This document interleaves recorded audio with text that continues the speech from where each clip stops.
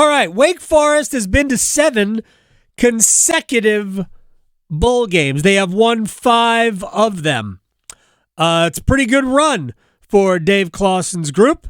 Is it the best in Wake Forest history? Best run in Wake Forest history? Conor O'Neill, Deacons Illustrated, is joining us on the Adam Gold Show. So we start with the simple and the knuckle dragging. Is this the best Wake Forest has ever been? I think so. Certainly, the only real comparison to make here is between 2006 and 2008, and that's only a 3-year stretch. Right. It continues to boggle my mind every time I write it, and it's getting to be a couple years in a row now that I've had to write it and keep adjusting. That the previously longest bowl streak in Wake Forest history was 3 years. They've now more than doubled it. It was a nice novelty thing when they made it 4 straight, and then it was 5 straight, then it was 6 straight, and they had doubled it. Now it's 7 straight, and this season is going to test them. Certainly, the last 8 games after they come out of that off week is going to be pretty grueling, but it's certainly a roster that can make a bowl and make it 8 straight years, and you just keep stacking them, and they're going to continue to hope that they get a season like they did in 21 where they could compete for a conference championship. Well, that would be remarkable in the first year of no divisions, but look, anything is possible. I know you also cover Duke, and I don't think it's out of the realm of possibility that Duke beats Clemson in the opener, just because week 1 is weird, and I think Duke is good. I think Clemson is good too. I'm not saying Duke's better than Clemson, but I wouldn't be completely. I would not fall off my chair if the Blue Devils won that game on the opening Monday night of the season. What sticks out to you though about what Clawson has done over this 7-year stretch? And their record is about 500 in league play, which frankly is pretty good for Wake Forest for over a 7-year run. What sticks out to you about this program? The longevity and the sustainability of it. It all gets tied into being a developmental program. Like you haven't seen them grab top 25 classes like some people would like them to go out and do. They've stuck to the model that worked to get them to this point, and they've continued to target those types of recruits that they can come. They're not bringing in your 320-pound freshman offensive lineman who's going to start for 3 or 4 years and leave. They continue to get the multi-sport kid that is coming in at 260, and they put him in what they call the incubator and get him to a point where his 3rd, 4th, 5th year in the program, he can play at a really high level. And I think the previous staff, like Jim Grove, did a lot of things at Wake Forest that people didn't think was possible for Wake. Won an ACC championship, and that's kind of the one thing that he has over Clawson at this point when you compare resumes.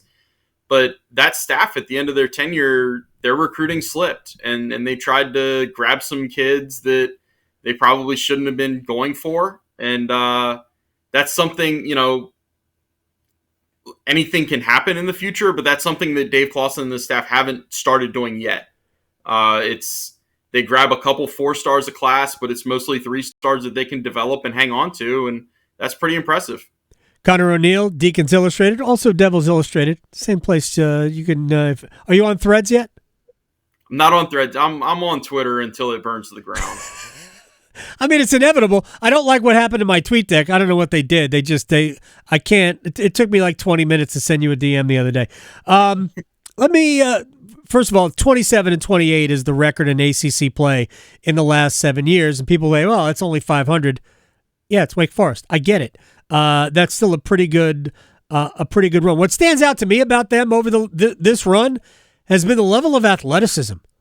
I mean, they almost always seem to have like, oh my gosh, that's an elite wide receiver. I can see him in the NFL. Or it's a defensive lineman that is pushing for a linebacker. They always seem to have athletes.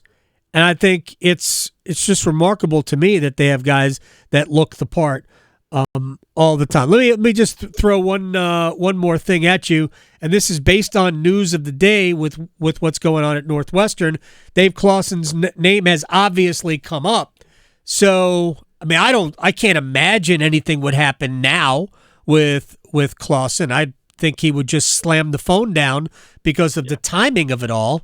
But could you see Wake Forest losing a coach to Northwestern? So it's interesting because for definitely the last about 18 months, since the end of the 21 season, and Dave, I think it was before they played that last game of the regular season at BC, they announced a contract extension for him. Right. And since then, I've pretty much said there are two jobs in college football that I would see Dave Clawson leaving Wake Forest for without, getting the SEC deal of $50 million or whatever it would be. Right. That crazy monopoly money type contract. And those two schools have been Notre Dame and Northwestern. And so Northwestern, I think, does fit the profile of kind of what I had in mind, like that private, academic-driven school could kind of punch up, if you will, and could recruit to a certain model that is similar to what he's done not only at Wake, but at Bowling Green, at Richmond, at Fordham, everywhere else he's been.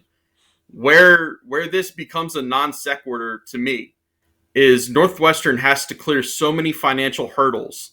They're now, to get a quality coach in there, you're going to have to overpay by a considerable amount.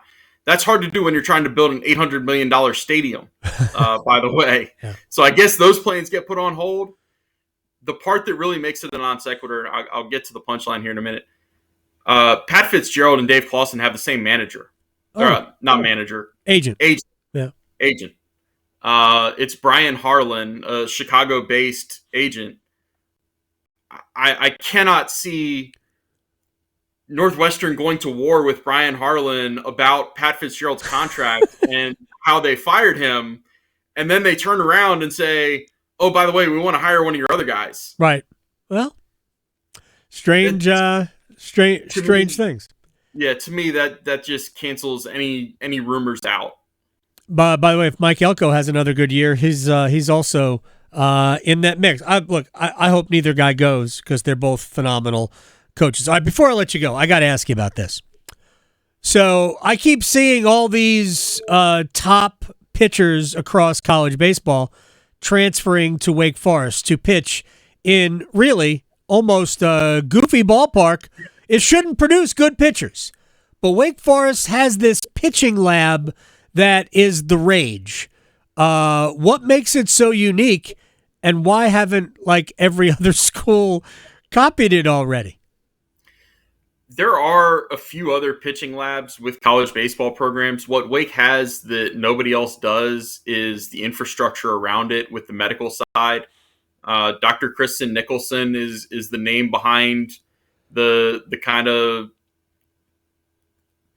It's not she's not teaching them how to throw breaking balls and stuff like that. I think that's Mike McFerrin is the pitching lab coordinator and Corey Mascara is the pitching coach.